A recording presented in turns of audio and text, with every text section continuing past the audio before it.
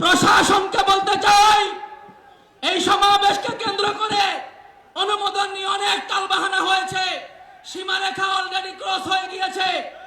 এখান থেকে পরিষ্কার বলতে চাই, এই সমাবেশকে কেন্দ্র করে কোন মামলার কাউন্টারে দিয়ে কোন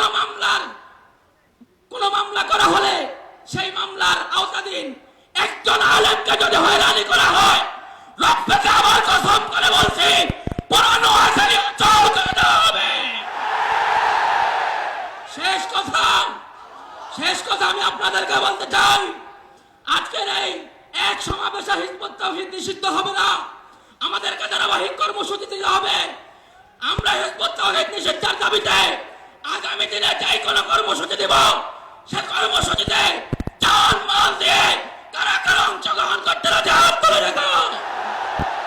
অধিবেশনের সংগ্রামী সভাপতি, প্রধান অতিথি, মঞ্চে উপবিষ্ট হযরত উলামায়ে কেরাম, আজকে আমরা এমন কিছু মানুষের এমন একটি সংগঠনের নিষিদ্ধের দাবিতে এই জেলায় স্কুল মাঠে একত্রিত হয়েছি, যাদের সাথে ইসলাম ধর্মের কোনো সম্পর্ক নাই। আমি আপনাদেরকে প্রশ্ন করি, একটু আগে আল্লামা ওলিপুরি আর মুফতি মিজানুর রহমান সাঈদ হাফিজাহুল্লাহ ওনারা যে বক্তব্য দিয়েছেন, এর আলোকে আপনারা কি মনে করেন হিজবুত তাওহীদ মুসলমান না কাফের? মুসলমান না কাফের? যদি কাফের হয়ে থাকে আমার সাথে সবাই স্লোগান তুলবেন, কাফের কাফের কাফের কাফের কাফের কাফের। হেফাজত ইসলাম বাংলাদেশ জিন্দাবাদ জিন্দাবাদ।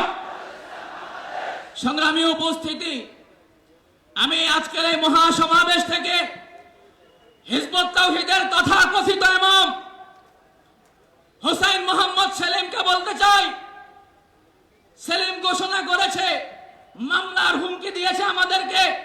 এই মহাসমাবেশ থেকে পরিষ্কার ঘোষণা, এই মহাসমাবেশকে কেন্দ্র করে যদি একটা মামলা দায়ের করা হয়, বাংলাদেশের 64 জেলায় হিজবুত তাওহীদের বিরুদ্ধে মামলা করা হবে। দুই নম্বর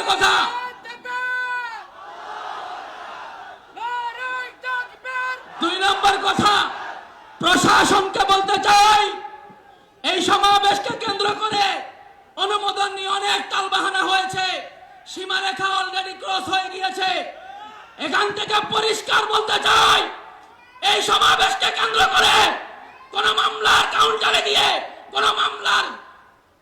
কোন মামলা করা হলে সেই মামলার আওতাধীন একজন আলেমকে যদি হয়রানি করা হয়, রব্বকে আবার কসম করে বলছি, পুরানো আসারি অচল করে দেওয়া হবে। শেষ কথা আমি আপনাদেরকে বলতে চাই, আজকের এই এক সমাবেশে হিজবুত তাওহীদ নিষিদ্ধ হবে না, আমাদেরকে ধারাবাহিক কর্মসূচি দিতে হবে। আমরা হিজবুত তাওহীদ নিষিদ্ধের দাবিতে আগামী দিনে যাই কোনো কর্মসূচি দেব, সে কর্মসূচিতে জান মাল দিয়ে কারা কারা অংশগ্রহণ করতে রাজি হাত তুলে রেখো। নাসরুম মিনাল্লাহি ওয়া ফাতহুন করিম। আসসালামু আলাইকুম ওয়া রাহমাতুল্লাহ।